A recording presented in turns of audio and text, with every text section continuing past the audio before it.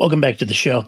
Now, we've all been to business conferences, and possibly the best part is the end of a long day. You're sitting in the lounge. You're finally getting a chance to talk to somebody you know and trust who always offers interesting insight into your business. Well, I didn't want to wait till the next conference. So, this is Rick's Room, where I visit with people I know and trust, like our guest today. Now, you've seen him before. Mike Harris has been with us on multiple shows. Mike, thank you for being back. I love being able to just chat with you about the stuff you know. And recently, we've had some really interesting deep dives on Six Sigma, design thinking, and all that. So now I want to know, what are you thinking about now? No, it's great. Hey, Rick, it's always great being in the room. It's been great conversations. It's been valuable for me to just talk about it. I feel like we've taken some deep dives into not only the tools, DMAIC, and the design thinking processes, as well as all the surrounding aspects of it, how they implement that sort of thing. And what comes to mind, Rick, is maybe simplifying a little bit more. The DMAIC and the design thinking process may sound complicated, but it really isn't. Maybe we talk about that a little bit. No, I love that, Mike, because it does sound complicated to me. I mean, I love how you are making these tools accessible and helping me understand it. But yeah, simplifying it even more would be great for me. So talk to me. No, absolutely. So, the DMAIC process and design thinking are very similar processes. Allow me just for a second. DMAIC is an acronym, basically is define, measure, analyze, implement, control. You're basically going through the process of finding your problem, analyzing your problem, implementing some controls, and calling it a day. So if you really simplify this stuff, it's coming back to common sense. We always look at standard deviation. So you look at working with an operator, a partner, and asking them about obviously what their pain points are. We've talked about this in the past. But as you go into it, it's really common sense, looking at who do you want to be, what's your optimal situation, and where are you farthest from that? Where is the greatest standard deviation? Kind of starting there and backing into it. And there's a lot of common sense, as I mentioned, associated with that, as far as looking at process, looking at your systems, that sort of thing.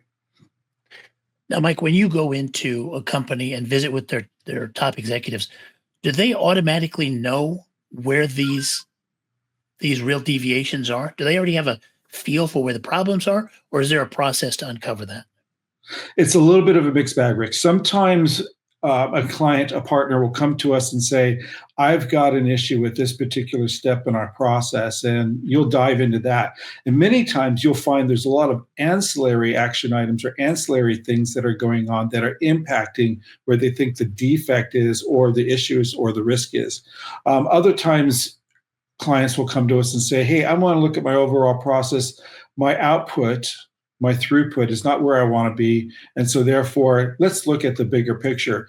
And each kind of, we find things that neither one of us thought of when we start the process, hence the partnership, where you go in and being able to look at it holistically and making sure you don't leave any rock uncovered.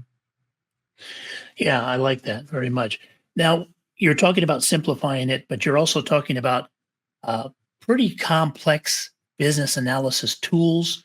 So when you go into a company, connect the dots for me. How do you help them understand that what you're talking about really is a simple process? So if you look at the DMAIC process, again, that's really looking at data. The design thinking is really looking at people, and you combine the two, and I'll give you some examples. So if you look at the whole business, and obviously looking at systems, looking at process improvement, but you're also looking at teams, looking at organizational structure. You're looking at communication. We've talked a lot about this, Rick, in our past conversations, how important communication is, not just systematically, but communication between teams, communication between process handoffs, and that type of thing. So that's where you get where it's very simple. And looking at interviewing people, talking with people, and finding out where their pain points are, what's important to them. And therefore, you can get to the source of the issue very quickly. Not only look at systematically looking at raw data, but interviewing people and looking at the organizational structure as a whole from the standpoint of, again, technology in combination with users and putting the whole thing together. And therefore, it's kind of a problem solving. It's almost like a murder mystery where you kind of get to the end result by having everybody involved.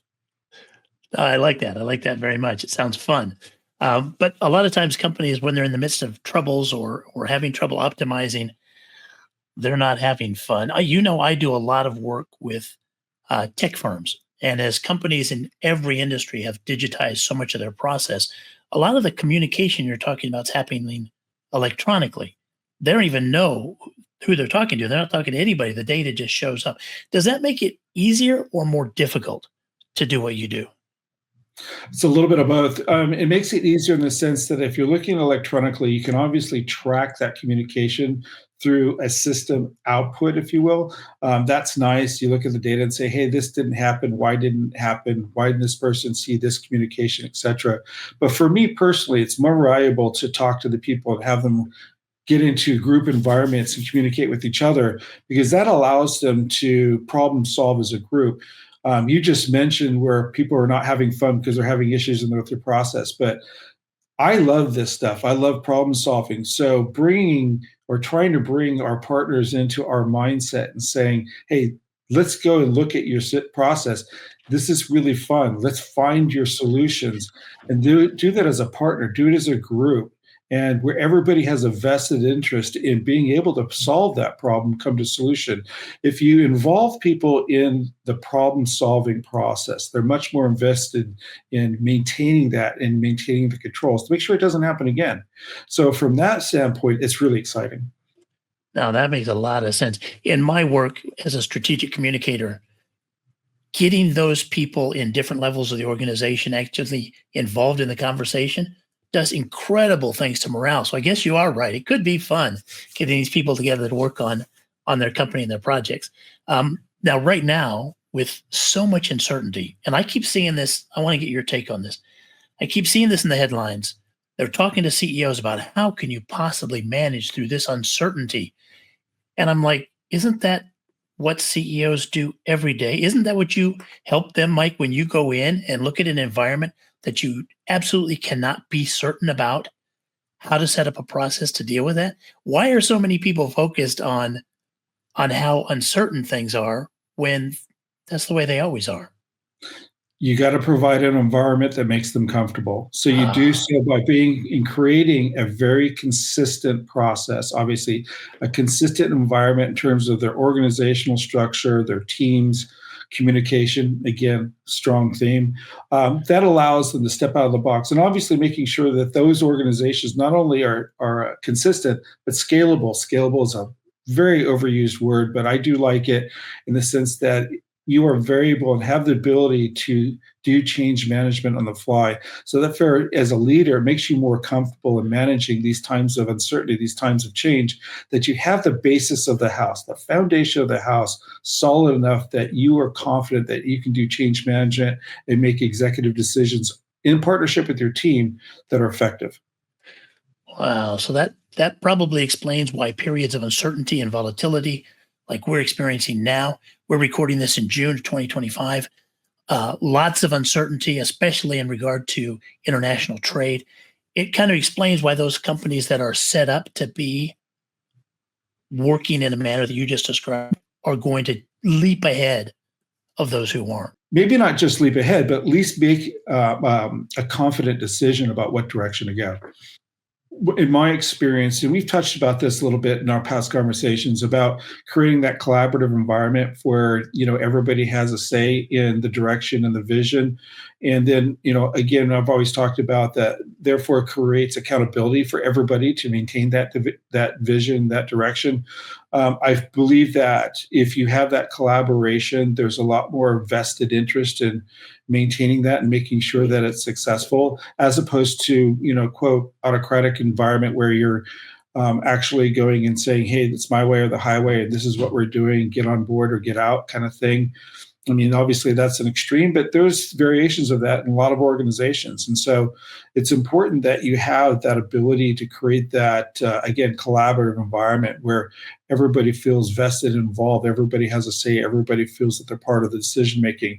It's very difficult to maintain that. We've talked a little bit about that as well. It's very difficult to maintain that environment because it takes a lot of extra work to have everybody get involved and communicate that with everybody.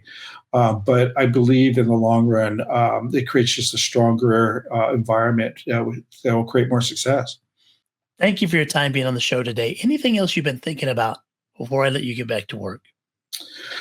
No, it's I like going down these themes. We've gone down a deep dive of different aspects of leadership, of process management, of quality control, and I think about when I have these conversations with you, it resonates with me and it takes me into the day, into the week, and I really enjoy it. And it makes me think about, sharing these conversations with others in my day-to-day operations. So it's very, very valuable. So I appreciate being here.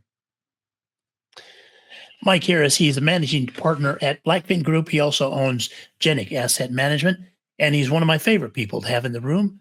Mike, thanks for being with me today. Love it, Rick. Talk to you soon.